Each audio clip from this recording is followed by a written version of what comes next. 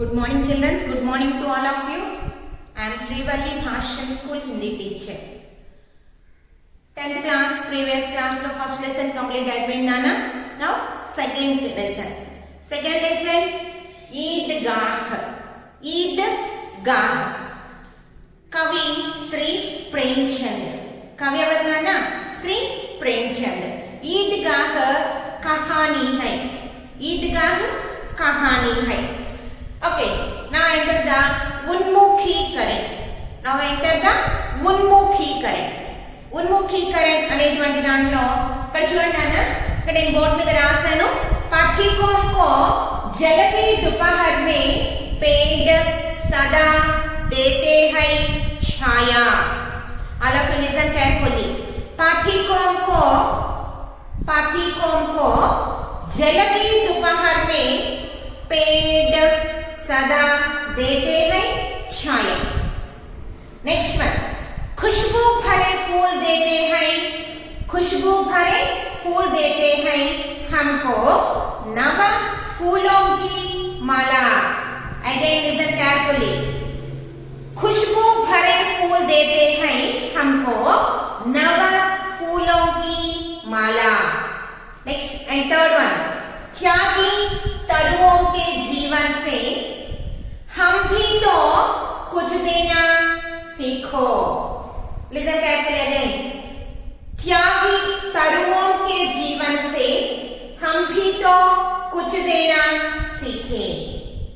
ఇది మనకి ఇచ్చినటువంటి ఉన్ముఖీకరణ. ఈ ఉన్ముఖీకరణ ద్వారా మన లెసన్ లో ఏ టాపిక్ అనేటువంటిది మన లెసన్ లో రాబోతోంది అనేది మనం గ్రహించేటువంటి ఇది విషయం ఉన్నదన్నమాట. ఇందులో ఏదైతే వస్తుందో, ఏ టాపిక్ అయితే వస్తుందో దానికి రిలేటివ్ గా ఉండేటువంటి సబ్జెక్ట్ అనేటువంటిది కూడా ఆ లెసన్ లో వస్తుంది, విషయం అనేటువంటిది వస్తూ ఉంటుంది. అందుకని మనం దీన్ని జాగ్రత్తగా అర్థం చేసుకుంటే లెసన్ లో టాపిక్ ఏంటో అనేది మనకు అర్థమైపోతుంది. నేను లెసన్ కేర్ఫుల్లీ అని చెప్పినటువంటి కారణం అది. మీరు జాగ్రత్తగా విన్నట్లయితే కనుక ఆల్రెడీ ఇప్పుడు మీకు మీనింగ్ తెలిసిపోయి ఉండాలి, నాకు తెలుసు. पथिकों को जलती दोपहर में, पथिकों को जलती दोपहर में पेड़ सदा देते हैं छाया. నేను ఇప్పుడు ఈ సెంటెన్స్ ని నంబరింగ్ వేస్తాను చూడండి. మనం సహీ క్రమ రాస్తాం చూసారా, ఆ టైంలో జలతి दोपहर में, जलती दोपहर में पथिकों को all of you see जलती दोपहर में पथिकों को. జలిన అంటే బాగా వేడిగా ఉండేటువంటి టైం. ఏ టైంలో? దుపహర్, ఆఫ్టర్నూన్. ఎప్పుడైతే ఆఫ్టర్నూన్ బాగా ఎండలు మండిపోతూ ఎండ బాగా ఉంటుందో ఆ టైంలో పథికో మీన్స్ బాటసారి, ట్రావెలర్ అంట. బాటసారి. మనం వెళ్తూ ఉన్నాం ఎండ మధ్యాహ్నం ఎండలో, మనకి ఎండగా అనిపిస్తుంది, లేదా వాన పడుతుంది ఒక్కొక్కసారి, తెలుసునా? లేదా రోడ్డు మీద వెళ్ళేటువంటి వాళ్ళు, అలాంటి వాళ్ళందరినీ బాటసారులు అంటాం. బాటసారి అంటాం. దాని మీనింగ్ హిందీలో పథికోం. ఎవరైతే బాటసారులు వెళుతూ ఉన్నారో, కో కు కో మీన్స్ నాలుగు ఉన్నాయమ్మా తెలుసు మీకు, నీ ను కి కు. ఇక్కడ పథికోం కో బాటసారులకు. ఓకే, జలతి దుపహర్ మే బాగా ఎండగా ఉండేటువంటి మధ్యాహ్నం టైంలో బాటసారులకు పేడ్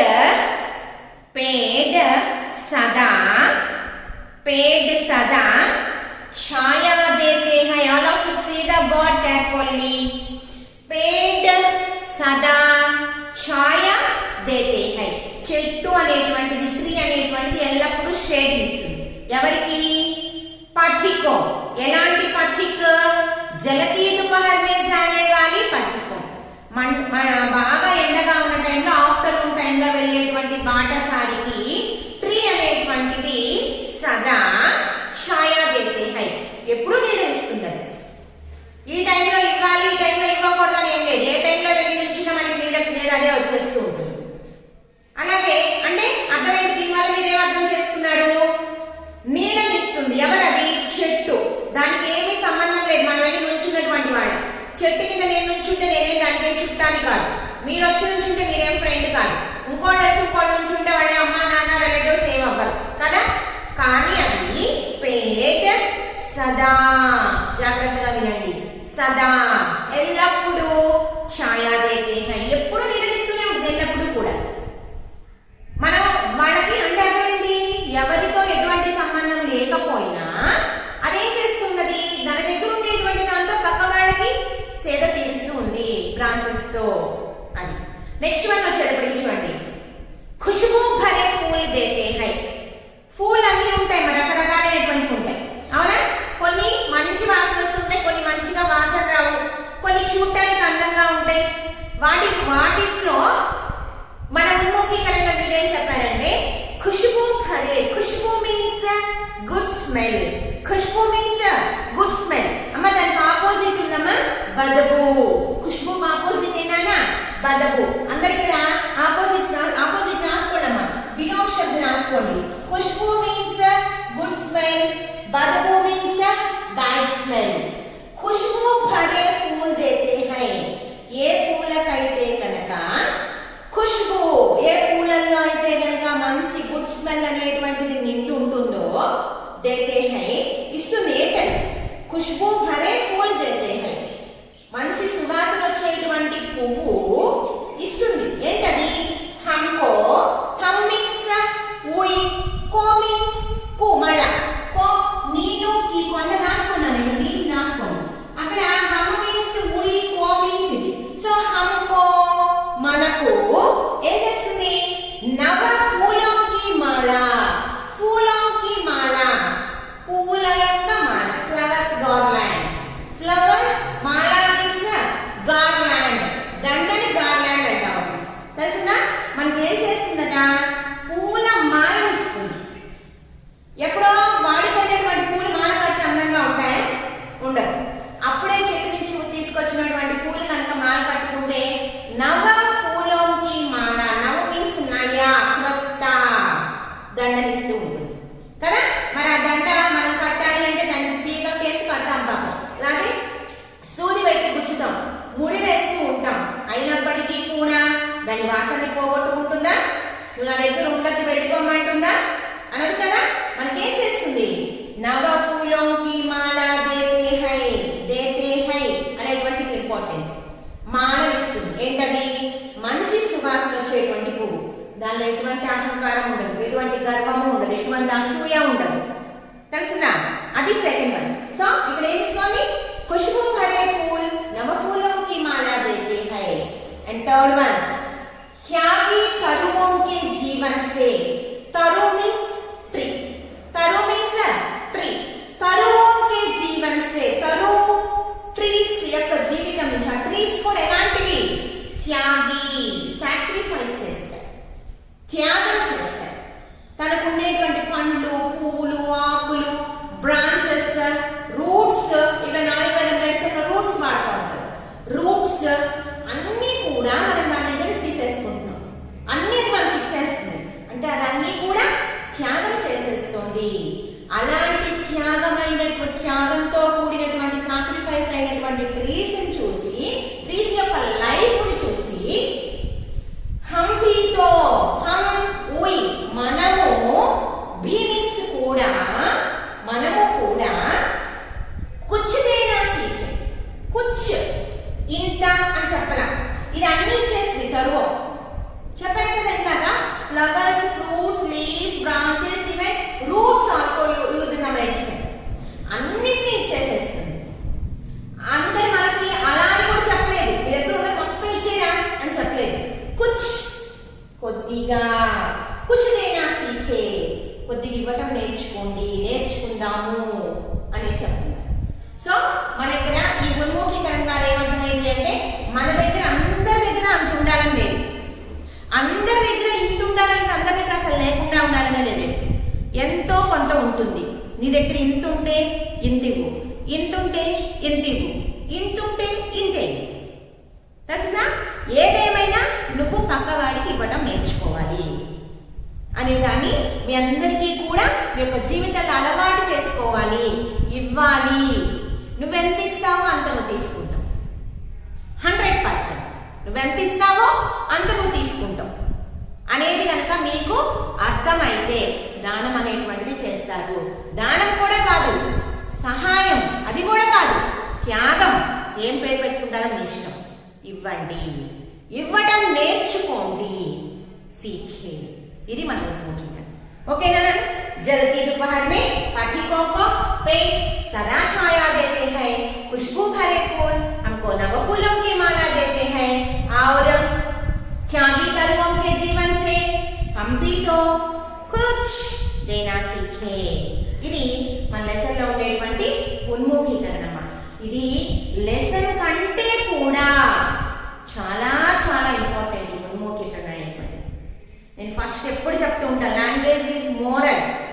నీతి కథలు, న్యాయం, ధర్మంతో కూడినటువంటివి, నిన్ను మోటివేట్ చేసేటువంటిది లాంగ్వేజ్.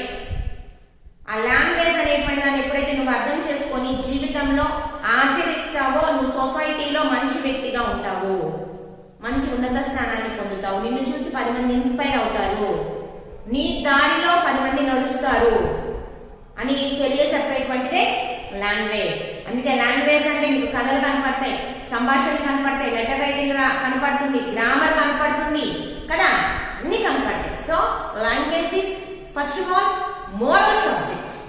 సో మోరల్ అనేది మీకు కంపల్సరీగా ఉండాలన్నమాట. ఓకే, ఉన్ముఖీకరణ అయిపోయిందా. నెక్స్ట్ వచ్చేటప్పటికి చూడండి, ఉద్దేశ్. ఈ లెసన్ నేను ఆల్రెడీ ఫస్ట్ లో కూడా చెప్పానమ్మా.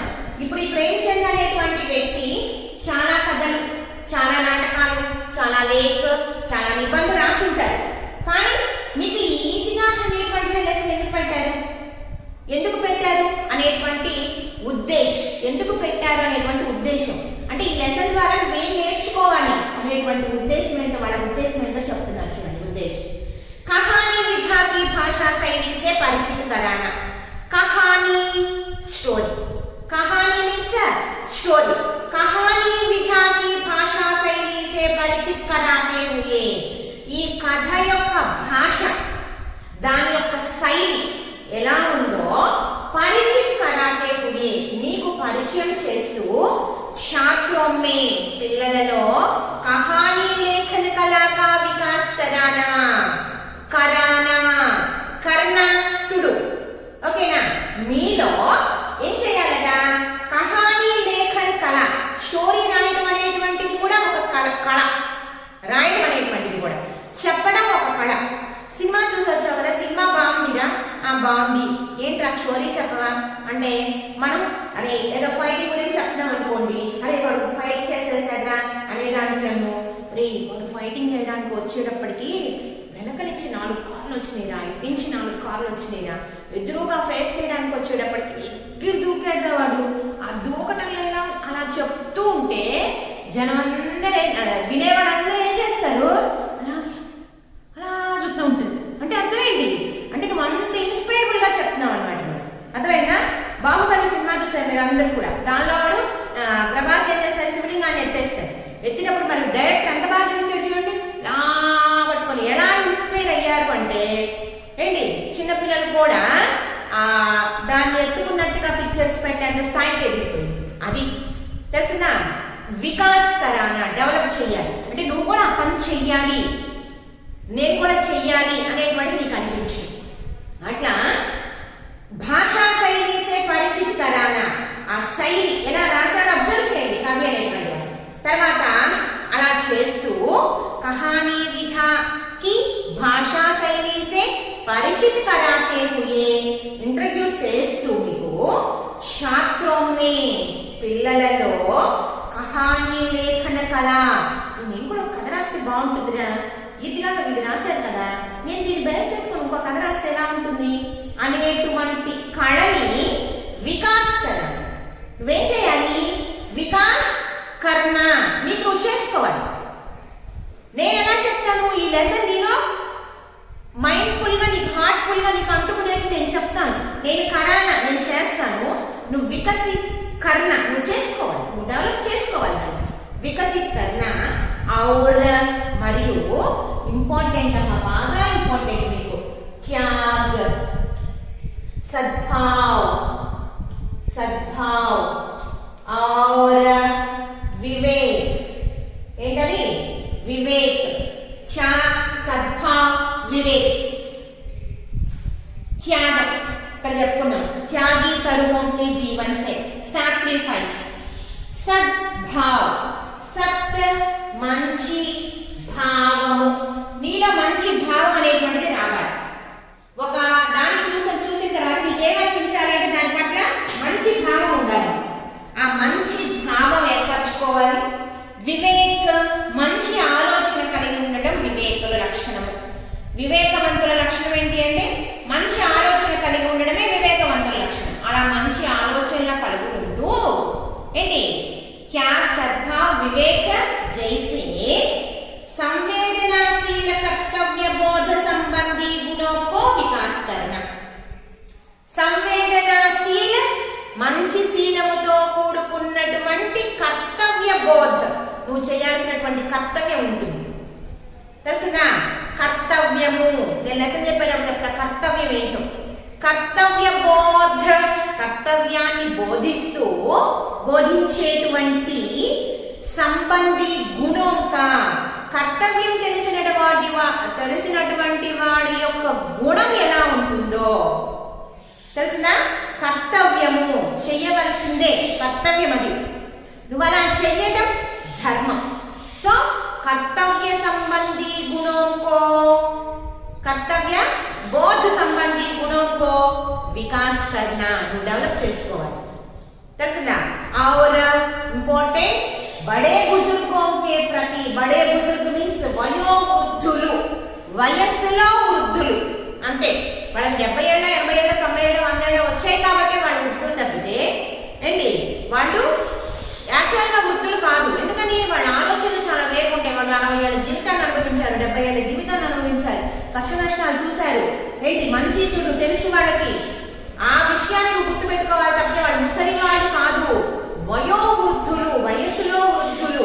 వాళ్ళ మొహాలు ఉండేటువంటి ముడతలన్నీ కూడా వాళ్ళ ముసలితనానికి సంకేతం కాదు, వాళ్ళ జీవితంలో వాళ్ళు అనుభవించినటువంటి ఒడిదుడుకులకు గుర్తులు అవన్నీ. దాన్ని చూసి వాడు ముసలివాడు అయిపోవడం కూడా గుర్తు కాదు.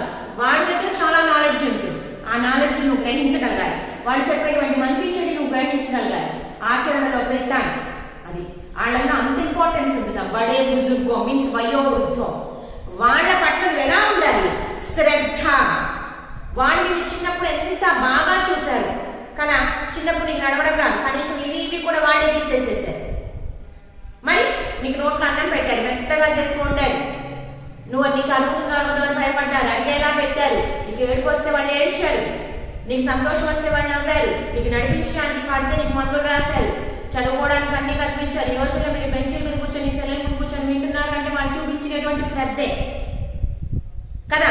బడే అట్లాంటి వాడి వాడు ముసలి వాడు అయ్యాక వాళ్ళని పక్కకి నెట్టేయడం మంచి పద్ధతి కాదు కదా, కాదు కదా. సో బడే బుజుర్గోं के ప్రతి శ్రద్ధ. మరి వాళ్ళు అలా చూశారు కదా, వాళ్ళు చూసినా చూడబోయిందాక అందుకే చెప్తా కర్తవ్యము, అదే కర్తవ్యం. శ్రద్ధ ఆదరి భావన, రెస్పెక్ట్, గౌరవం అనేటువంటి భావనని నీలో డెవలప్ చేయడం, వికాస్ కర్ణ. ఏ ఉద్దేశంతో రాశారు అంటే 3 పాయింట్స్ అమ్మా. కహానీ విधा की భాషా శైలి से परिचित कराते हुए, పరిచయం చేస్తూ छात्रों में పిల్లలలో కహానీ లేఖన కళాకా వికాస్ కర్ణ, కథ రాసేటువంటి టాలెంట్ ని డెవలప్ చేయడం. అంతేకాకుండా త్యాగ్, సద్భావ్, వివేక జైసే సంవేదనాశీల సంబంధీ గుణోं को, संवेदनाशील संबंधी गुणों को विकास करना.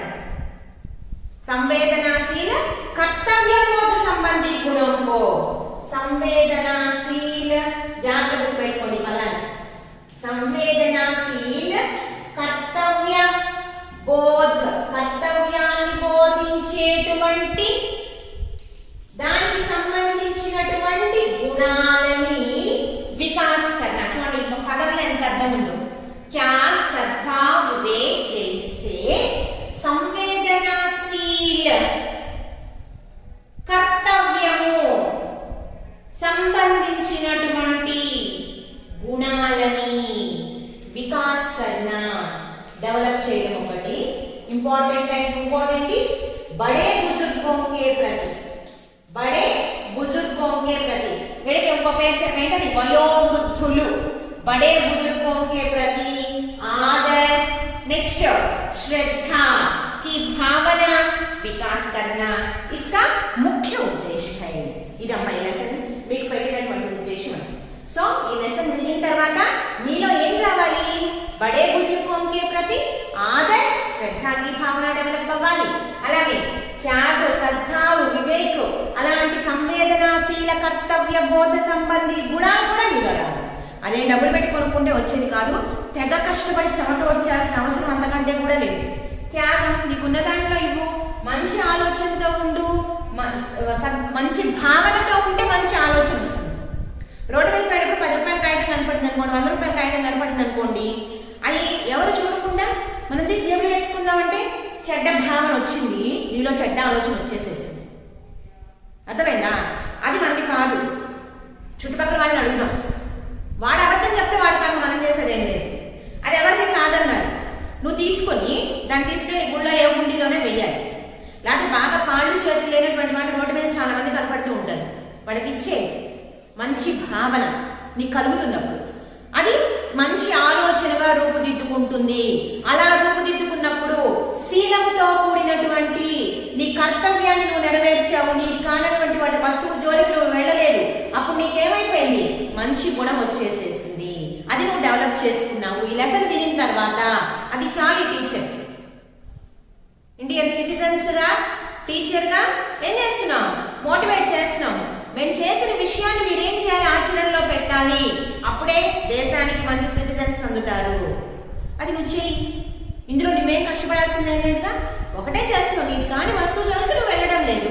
నీ దగ్గర ఉన్నది కాస్త ఏదైనా ఉంటే అంత ఇస్తున్నావు అంతే కదా అది నీకు భగవంతుడు ఇచ్చిందే కదా ఆయనకే ఇచ్చేస్తున్నావు నువ్వు ఏంటి అవి పాటించాలి ముసలి వారి పట్ల నడిగి పావమ్మ అనకుండా ఏం చేయాలి శ్రద్ధ ఆదర్ వాళ్ళని చూశారు మరి వాళ్ళే చూడకపోతే నువ్వు ఈ రోజు ఇలా ఉండేవాడివేనా అదొకటి ఆలోచించుకొని ఈ గుణాలన్నీ డెవలప్ చేసుకుంటారనేటువంటి ఉద్దేశంతో ఈ ప్రేమ్చంద్ గారు రాసినటువంటి ఈద్గాహ్ని మీకు పెట్టడం జరిగింది ఓకేనా నెక్స్ట్ వచ్చేటప్పటికి విద్యా విశేష్ లెసన్ యొక్క విశేషం ఏంటో చూడండి ఓకే ఇది ఏమని చెప్పాను నేను నాన్న ఈద్గాహ్ ఏమని చెప్పాను కహాని అని చెప్పాను ఏం చెప్పానన్నా కహాని ఈ కహాని అనేటువంటి శబ్దము చూడండి ఎలా వచ్చిందంటే కహ ఆని కహ ఆని కలిపితే కహాని అని ఈ కహ అనేటువంటి దాన్ని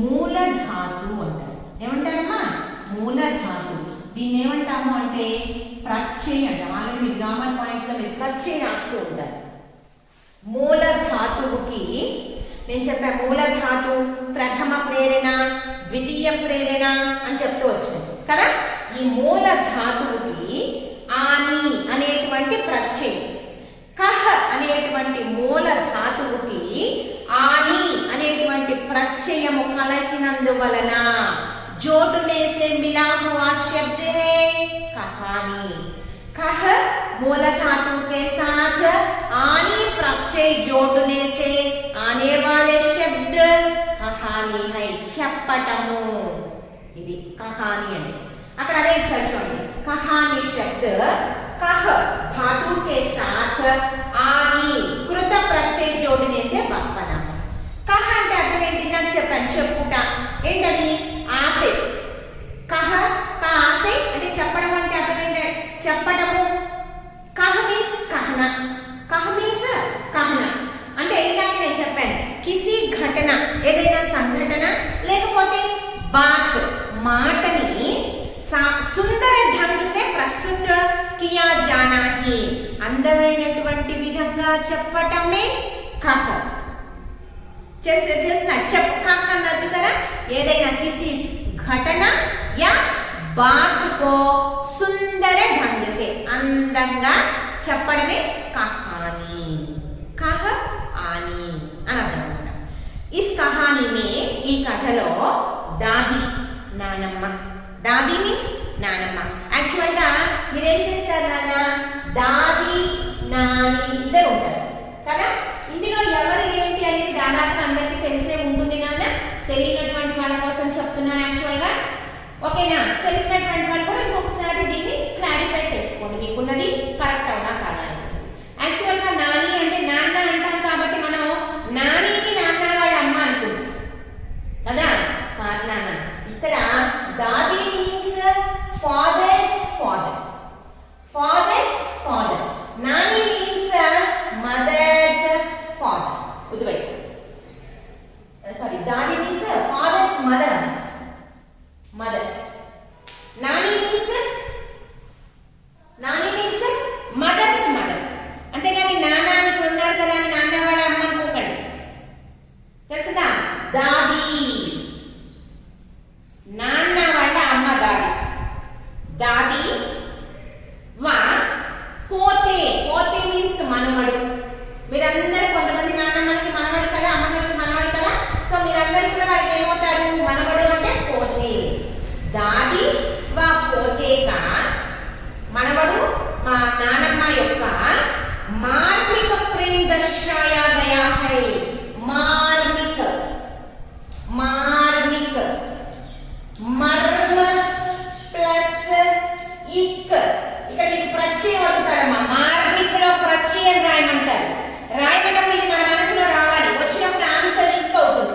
మార్మిక, మర్మ ప్లస్ ఇక్. తెలుసుదా. ఇక్కడ కహాని ప్రత్యయం, ఆని మార్మిక ప్రత్యయం ఇక్. తెలుసుదా. మార్మిక్ అంటే అర్థం ఏంటో తెలుసా. మర్మము అంటే అర్థం ఏంటంటే, మర్మము అంటే కనపడనటువంటిది. మర్మము అంటే మీనింగ్ ఏంటి, కనపడనటువంటిది. మార్మిక కనపడకుండా లోపల ఉండేటువంటి. మార్మిక ప్రేమ్ దర్శాయా గయా హై. మార్మిక ప్రేమ్ కనపడనటువంటి ప్రేమని కవేం చేశాడు అంటే దర్శాయా గయా. దర్శన మీన్స్ చూపించుట. దర్శాయా గయా అంటే మీనింగ్ ఏంటి, చూపించాలి. ఈ కథలో కహానీలో దాది వ పోతే కా మార్మిక ప్రేమ్, కనపడనటువంటి ప్రేమ హృదయంలో ఉంటుంది. నేనే ఉన్నాను, నాకు మీ అందరంటే చాలా ఇష్టం, అందరంటే చాలా ఇష్టం, పిల్లలంటే చాలా ఇష్టం. మరి నేనేం చేస్తాను, నాకు మీ మీద ప్రేమగా ఉంది కదా అని చెప్పి నేను మరి కామించుకోవడమో, ముద్దులు పెట్టేసేసుకోవడమో, లేకపోతే వచ్చి మీ పక్కన కూర్చొని కబుర్లు చెప్తే అది వేరు కదా. ఈ ప్రేమ అంతా కూడా నాలో కడుపులో ఉండేటువంటి ప్రేమ. మారమ్మ కనపడుతుందా మీ అందరికీ? దాన్ని మార్మిక ప్రేమ అంటారు. తెలుసుదా. మార్మిక ప్రేమ దర్శాయా గయా హై. అదే అమ్మ నాన్న ప్రేమ ఉందని, అమ్మకి అమ్మ నాన్నకి, నాన్న అంటే మీ అందరికి ప్రేమ ఉంటుంది. బాగా ప్రేమ వచ్చినప్పుడు అమ్మకి పక్కన ముద్దు పెట్టేస్తారండి, తెలుసుదా. అదే కొద్దిగా పెద్దగా కొద్ది నాన్నకి పెట్టగలుగుతామా? పెట్టలేదు. నాన్న మనల్ని పెట్టుకోగలుగుతారా? పెట్టుకోలేదు. అదేంటి, మార్మిక ప్రేమ, కడుపులో ఉండేటువంటి ప్రేమ. మీరు రావడం లేట్ అయింది అనుకోండి, ఏంటి మీరు రావడం లేట్ అయితే ఏమవుతుంది, నా అమ్మ అనుకోండి వీడు ఇంకా రాలేదే, ఏంటి ఏం చేస్తున్నాడు అనేది ఎదురు చూస్తూ ఉంటుంది. ఇంటికి రాగానే అమ్మ ఏం చేస్తుంది, అరిచేస్తుంది. ఏరా ఎక్కడికి వెళ్ళావు నువ్వు, ఏం చేస్తావు, ఇప్పటిదాకా ఏం చేసావురా, అది ఇదే అమ్మ అరుస్తుంది. అదే నాన్న అనుకోండి, నాన్న మీరు వచ్చే వరకు కూడా అక్కడ గుమ్మం దగ్గర లేకపోతే ఆ గేట్ దగ్గర ఏం చేస్తారు, చేరేసుకొని కూర్చుంటారు, నాతో అటు నడుస్తూ ఉంటారు. ఏంటి ఇంకా వీడు రాలేదు అని చెప్పేసి మర్మంగా లోపల ప్రేమ దాచుకుంటారు. ఏంటి వీడు లోపల భయం అన్నమాట ఆ టైంలో. అదే మీరు ఇంటికి వచ్చేసిన తర్వాత అమ్మయ్య అనుకో, నాన్న అప్పట్లో అమ్మాయి వచ్చేసింది, నాకు అబ్బాయి వచ్చాను ఇంట్లో. అదే అమ్మాయితో పట్ట బాధపడేస్తుంది. ఏంటి రేపటి ఎవరో ఇప్పుడు దాకా ఏం చేస్తాడా, అది ఇదండి. అది ప్రేమే, ఇది ప్రేమే. ఇద్దరికి ఫస్ట్ లో భయమే ఉంది, ఇంకా నువ్వు ఇంటికి రాలేదు, జాగ్రత్తగా రాలేదు, ఏం చేస్తున్నాడు, ఎక్కడున్నాడో, బిడ్డ ఎలా ఉన్నాడో అని బాధపడుతుంది. అది ఒక రకమైనటువంటి ప్రేమ, ఇది ఒక రకమైనటువంటి ప్రేమ. నాన్నది మార్మిక ప్రేమ. ఈ కథలో దాది వా పోతే కా మార్మిక ప్రేమ దర్శాయా గయా హై. అలాంటి ప్రేమని చూపించారు, దర్శాయా గయా. ఇస్తే కథన్, ఇందులో కథ వా సందర్భం, ఈ కథ కానీ సందర్భం కానీ, నెక్స్ట్ వాతావరణం, అసలు ఇక్కడ మన కళ్ళ ముందు జరుగుతున్నట్టే ఉంటుంది ఆ లెసన్ అనేటువంటి, ఆ ఎన్విరాన్మెంట్, తెలిసిన ఆ సరౌండింగ్స్. సజీవ చిత్రం హై, మనమే దానిలో ఉన్నట్టుగా ఉంటుందట కథ అనేటువంటి. సజీవ్, దానిలో ఉపసర్గ సజీవ్, స. సజీవ్లో ఉపసర్గ ఏంటమ్మా, స. ఇది కూడా రాసుకోవాలి మీరు. సజీవ చిత్రం హై, అక్కడ ఏమి లేకపోయినా సరే సజీవంగా చిత్రించారు, సజీవ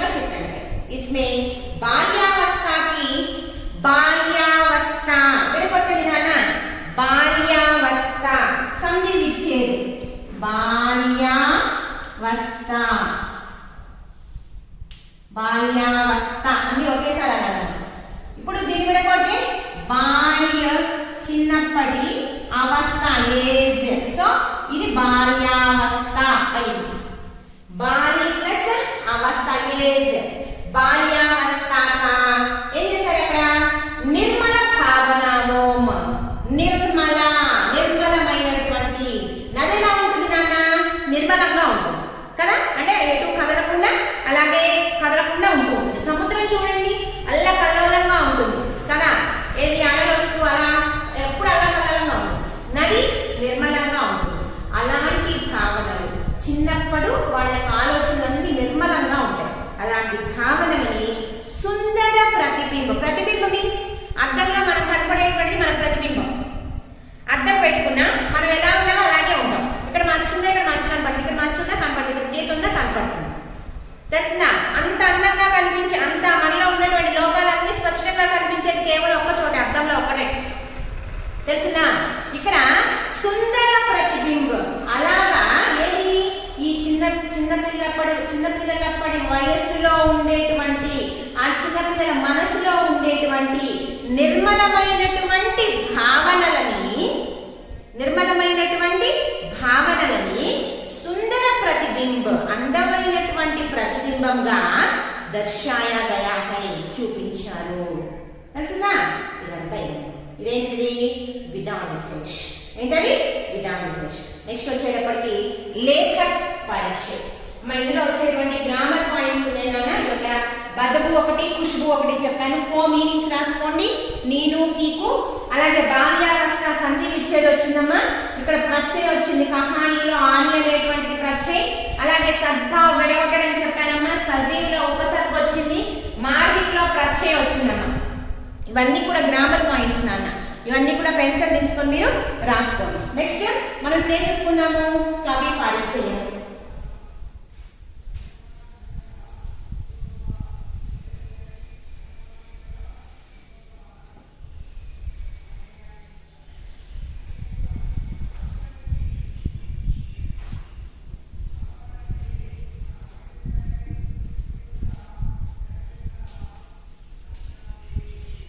మనకి ఇంత మంచి కథని ఇచ్చినటువంటి కహాని ఇచ్చినటువంటి కవి ఎవరు అంటే శ్రీ ప్రేమ్చంద్. ఎవరినన్నా? శ్రీ ప్రేమ్చంద్. మీ టెక్స్ట్ బుక్ లో కవి పరిచయం ఉందమ్మా, అందులో ఒకసారి చూడండి. ప్రేమ్చంద్ శ్రీ కా జన్మ.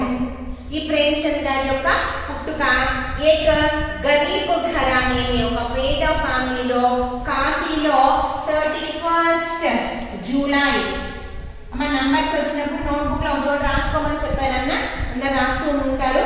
31 జూలై 1880 को हुआ. 31 లో ఇంగ్లీష్ లో చదువుతాం. దీని హిందీలో ఏమంటామమ్మా? 30 అంటే 30, 31 31. జూలై 31 1880. 1880 అందరు రాసుకోవాలమ్మా. 1880. 1880.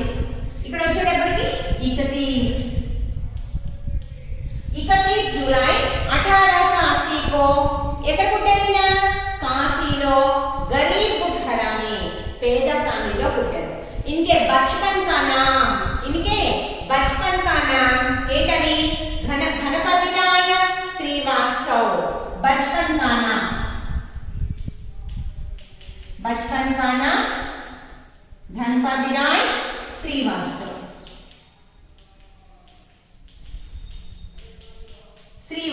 యాక్చువల్ గా ఇది గారి పేరు ఇది. తర్వాత ఉపనామ శ్రీ ప్రేమ్చంద్ అయితే బచ్పన్ కా నామ్ ఇది. ఉపనామేమో శ్రీ ప్రేమ్చంద్. తెలిసిందా? మనకు అదే తెలుసు కాబట్టి దాన్ని రాసుకుంటూ ఉంటాం. ఇంకే బచ్పన్ కా నామ్ శ్రీ గణపతి రాయ శ్రీవాస్తవ్. థా అని పెట్టండి. చూడండి, థా అంటే ఇక్కడ అయిందే కదా ఆ పేరు కూడా తెలిసి మనకు ప్రేమ్చంద్ అనేటువంటి తెలుసు. ఓకే. ఇన్హోమ్నే ట్యూషన్ పడాతే హుయే మెట్రికులేషన్ పాస్ కి. ఇప్పుడు మీరు 10th క్లాస్ అంటే అప్పుడు మెట్రికులేషన్ అనేటువంటి వాడతారు. ఎవరేవాడు? మెట్రికులేషన్. ఈయనేం చేశాడు తెలుసా? ట్యూషన్ పడాతే హుయే అంటే మన పాపం పేద ఫ్యామిలీలో పుట్టారని చెప్పాను కదా. అలా పేద ఫ్యామిలీలో పుట్టారు, మరి డబ్బులు ఉండవు కదా. అందువల్ల ఏం చేసేవాళ్ళంటే ఆయన ట్యూషన్ పఠాతే హుయే, ట్యూషన్స్ చెప్తుంటే 10 మంది పిల్లలకు చదువు చెప్పినందువల్ల డబ్బులు ఇచ్చేటువంటి వాళ్ళు కదా, ఆ డబ్బులు పెట్టుకొని ఆయన ఏం చేశాడు అంటే మెట్రికులేషన్ పాస్ కి, ఇప్పుడు మీరు చదివేటువంటి 10th క్లాస్ అన్నమాట, దాన్ని ఏమంటాము మెట్రికులేషన్ అంటారు, మెట్రిక్ తథా. అంతేకాకుండా అలా మెట్రికులేషన్ చదివిన తర్వాత ఆయన చిన్న జాబ్ చేసుకుంటూ నౌకరీ కర్తే హుయే, ఏంటి నౌకరీ కర్తే హుయే బిఏ పరీక్ష పాస్ కి. BA means bachelor of arts, BA means bachelor of arts. మరి చూడండి ఎంత కష్టపడ్డారు ఆయన, ట్యూషన్స్ చెప్పుకుంటూనేమో మెట్రికులేషన్ పాస్ అయ్యారు, ఆ నౌకరీ కర్తే హుయే బిఏ పరీక్ష పాస్. చదువుకున్నారు, ఉద్యోగం చేస్తుంది, పేదవాడిగా పుట్టినా ఆయనకు ఉండేటువంటి ఇంట్రెస్ట్ కదన్నమాట. इन्होंने लगभग एक दर्जन उपन्यास, दर्जन मीन्स डजन, దాన్ని మనం హిందీలో ఏమంటామమ్మా 12 ఏమంటాము 12, एक दर्जन उपन्यास और 250 कहानियां, 250 मीन्स 250, 250 कहानियां ఏంటి రచనకి. ఈయన ఏం చేశారు 250 రచనలు చేశారు. ఎన్ని కథలు రాశారు ఆయన 250 రచనలు. ఉపన్యాసం ఏంటమ్మా 12 రాశారు. इन्हें उपन्यास सम्राट भी कहा जाता है. इन्हें उपन्याసాలు రాశారు కనుక ఈయన ఏమంటారు అంటే ఉపన్యాస సమ్రాట్. సమ్రాట్ మీన్స్ చక్రవర్తి, ఉపన్యాస సమ్రాట్ అనే బిరుదు ఇచ్చారు, తెలిసిందా అని అంటూ ఉంటారు అన్నమాట. ఈయనకి కహానియా, ఈయన యొక్క రాసినటువంటి కహానియా చెప్పారు కదా 250 అని రాశారు కదా, చెప్పాను కదా. ఈయనకి కహానియా ఒకటి పెట్టారమ్మా మానసరోవర్. ఏంటది మానసరోవర్. మానసరోవర్ శీర్షక్ సే, శీర్షక్ మీన్స్ హెడ్డింగ్ అమ్మ. మానసరోవర్ అనేటువంటి హెడ్డింగ్, అదే శీర్షక్ అంటే నేమ్ అంటారు. ఈ మానసరోవర్ అనేటువంటి దాన్ని హెడ్డింగ్ లా పెట్టి దీన్ని ఏం చేశారంటే 5 ఖండోं में, 5 ఖండాలలో, సారీ 8 5 का 8 ఖండోं में సంకలింప చేశారు. ఏది మానసరోవర్ అని పెట్టి దీన్ని 8 భాగాలుగా చేశారు. గోదాన్, గబన్, మీ టెక్స్ట్ బుక్ లో ఉన్నాయి మన నేమ్స్ అన్ని కూడా. గోదాన్, గబన్, సేవా సదన్,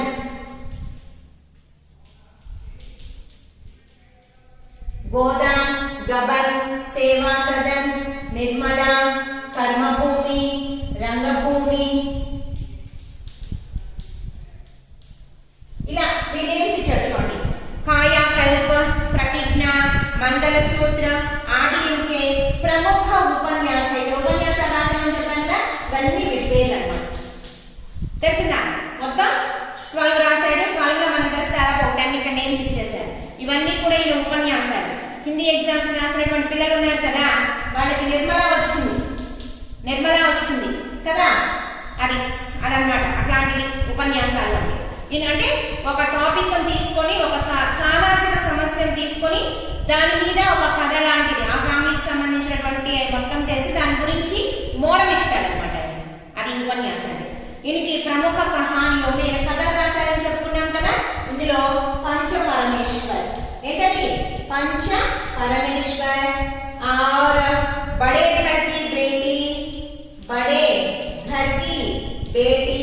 ఇంకోటి మీరు ఆల్రెడీ చదివారు ఇది కూడా, కఫన్. చనిపోయినప్పుడు మనిషి మీద వేసేటువంటి బట్టని కఫన్ అంటారమ్మా అని చెప్పాను చూడండి. తండ్రి కొడుకులు భార్య నెప్పులు పడుతూ ఉంటే బయట కూర్చొని వాటర్ చిప్స్ తింటూ ఉంటారు. అమ్మాయి చనిపోతుంది, ఊళ్ళో వాళ్ళు డబ్బులు ఇస్తారు, గుర్తుందా?